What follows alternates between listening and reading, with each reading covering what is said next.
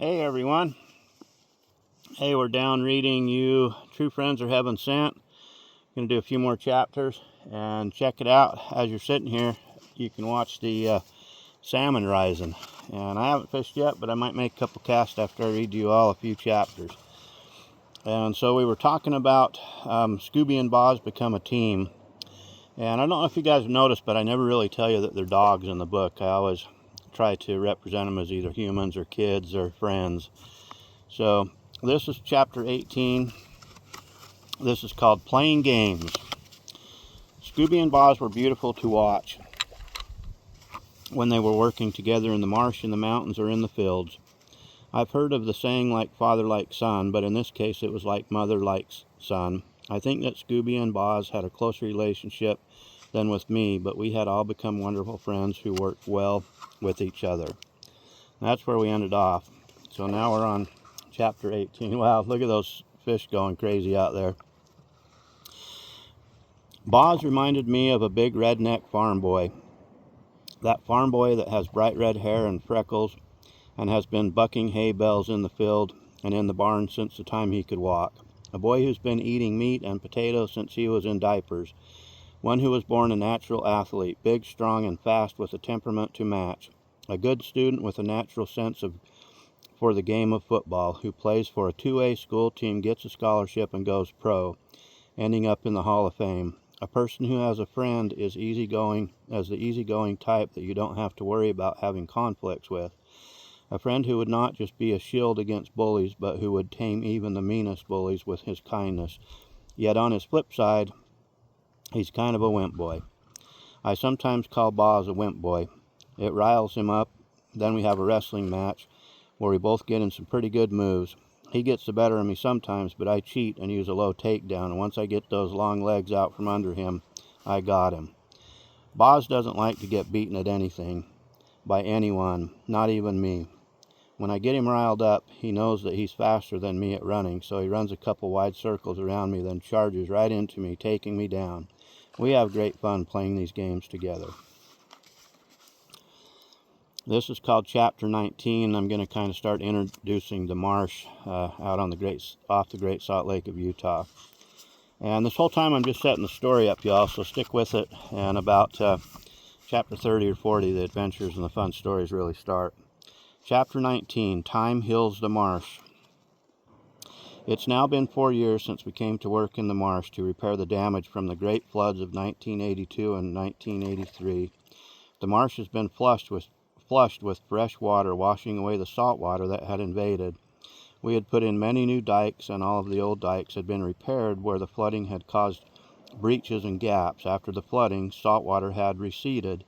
It took just time for Mother Nature to heal what she had done 4 years ago. I think that Mother Nature knows how valuable her great wetlands are. So many of Heavenly Father's creatures, in my opinion, make their homes there. Yes, the flooded wetlands and pretty much killed off Yes, she flooded the wetlands and pretty much killed off every living thing, but she was just cleansing the marsh so that it could be restored to provide even more food, nesting, and habitat for all those creatures that live and depend on the marshlands for their survival. Mother Nature knew when she destroyed the wetlands that all of the endemic grasses and pondweeds would return. She is always thinking. For instance, alkali bulrush starts from a bulb like a tulip. The bulbs can lay dormant for many, many years, not dying, but just waiting until conditions are right for them to burst forth their sprouts, reaching for the sun and beginning a new cycle of life.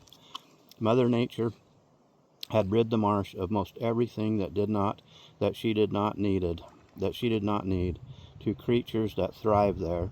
She had given new beginning to those things that will allow life to have a fighting chance to survive. This is chapter 20. It's called Swans. Scooby, Boz, and I had become the greatest friends. We compared ourselves to the Three Musketeers.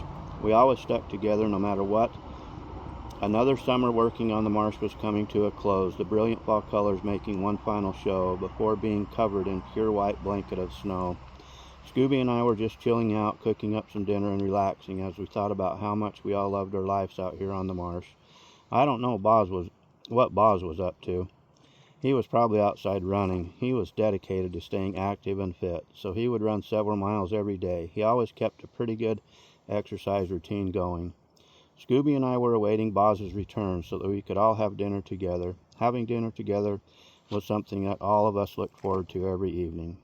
Scooby and I sat pondering on what a great son she had and how we all had become such great friends. We also thought that Boz was getting a bit cocky. He was starting to think he was so cool. We had a hunter coming in tomorrow that wanted to fill his swan tag. At this time, the Fish and Game allowed one swan each per hunter. That was a granted tag. Scooby and I had both hunted and retrieved the big tundra swans many times together. We both were aware of what the swans were capable of. We also had a strong hunch that Mr. Cocky Boz, who had never retrieved or hunted swans, was in for a whole new experience. So we both decided to hold back on the hunt tomorrow and see how big bad Boz would do with retrieving such a big bird. In fact, our hunter had the good fortune to bring down one of the beautiful tundra swans. Boz returned home after his workout. We all had a nice supper together, then hit the sack, knowing that tomorrow's hunt would come soon.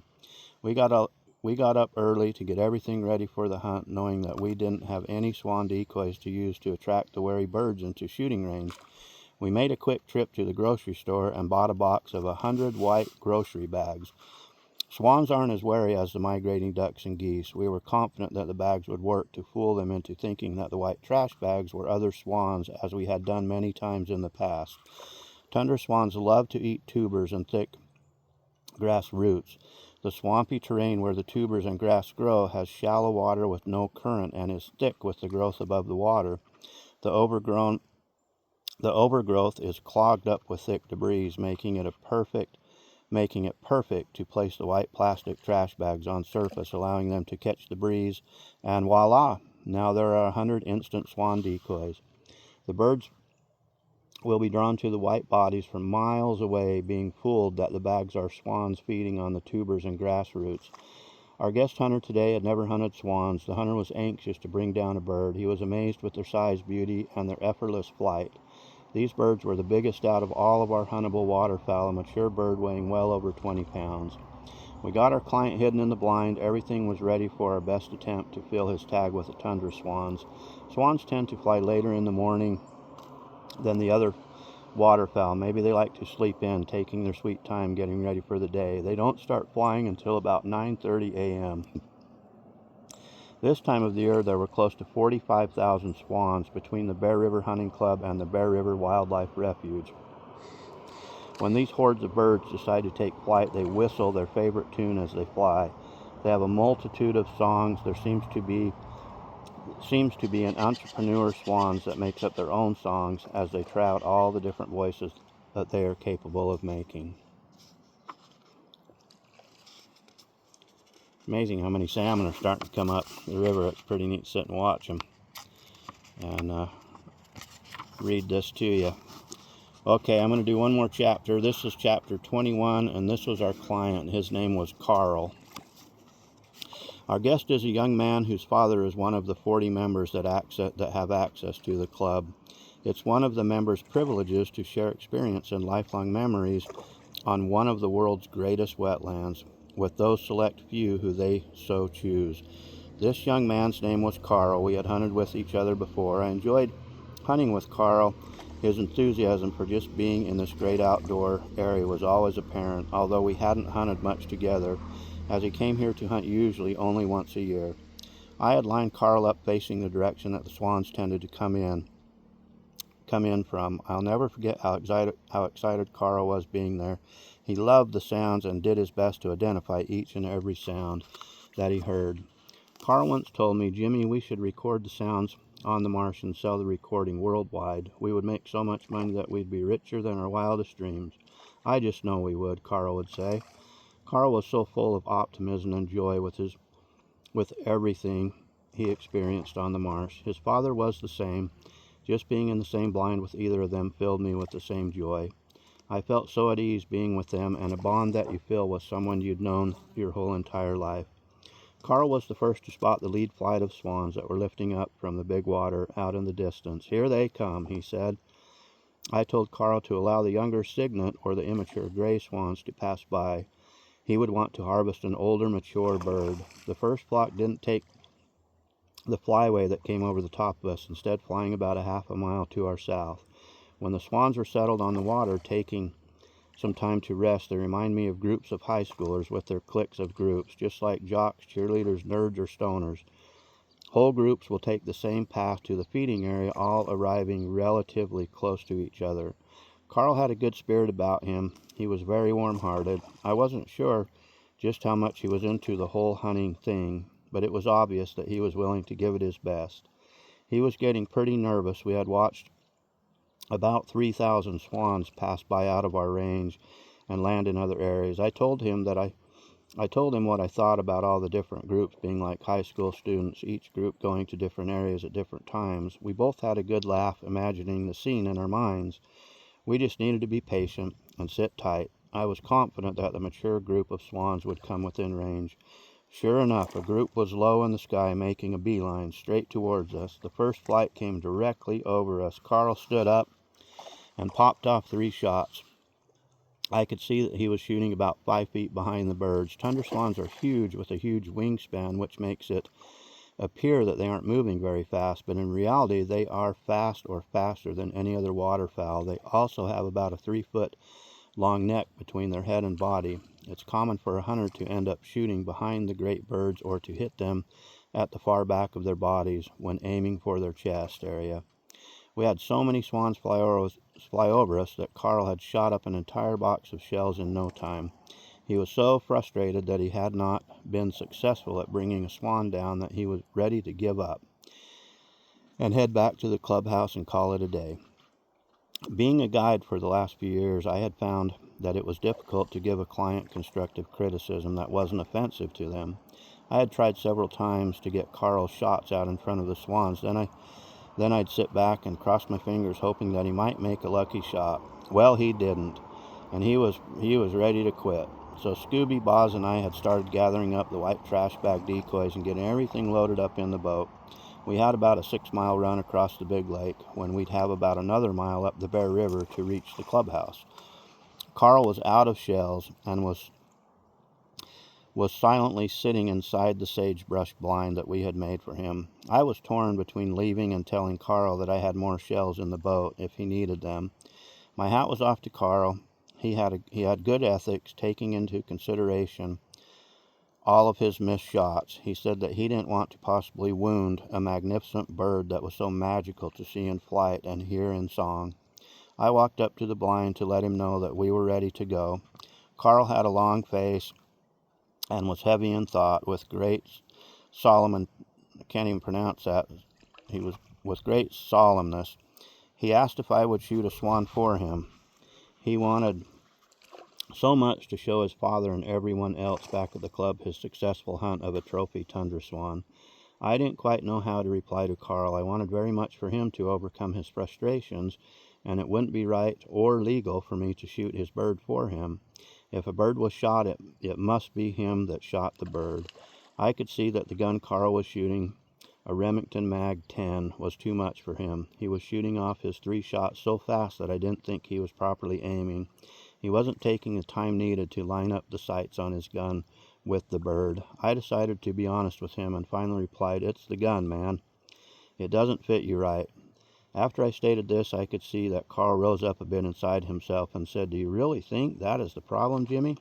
"Yep," I told him. "I think that you need to try my gun, shooting only 1 shell at a time until the 5 that I have are gone." With renewed enthusiasm, Carl agreed to try out my gun and the 5 shells. I had an old double-barrel Ruger over and under that I had taken the original sight off and had put a bigger sight on it. It was a very easy gun to bring up and pick your target with ease. We sat back in the blind and allowed several hundred swans to pass us by. I explained to Carl how I had learned to hit the big white targets in the sky.